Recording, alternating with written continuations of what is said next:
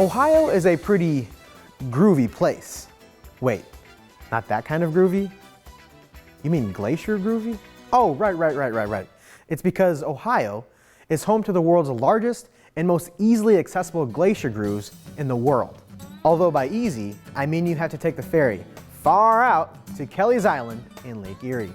Located on the north side of the island, the grooves are 400 feet long, 35 feet wide, and 10 feet deep. The grooves were carved into limestone here about 18,000 years ago by the huge sheet of ice that once covered part of Ohio.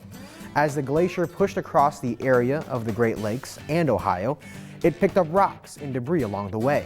The glacier pushed and scraped into the ground, making striations. Striations are a series of ridges and grooves that all go in the same direction. Unfortunately, this area on Kelleys Island was mined for its limestone, and some of the grooves were removed by miners.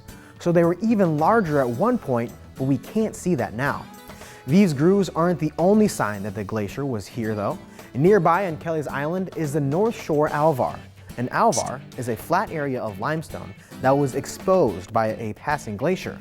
Alvars are rare and mainly exist around the Great Lakes and in Northern Europe. It is difficult for plants to grow in this environment because the glacier scraped off most of the soil. And yet a few plants managed to hang in there, like the northern bog violet, the balsam squaw weed, and Pringle's aster. They actually managed to make the Blankstone area look pretty nice. Alvars are also present on Pele Island, north of Kelleys Island in the Canadian waters of Lake Erie, and south of Kelleys Island on Marblehead Peninsula. From this, you can see that the glacier traveled in a southwest direction. As you can see, the rocks here in Ohio were just going with the flow.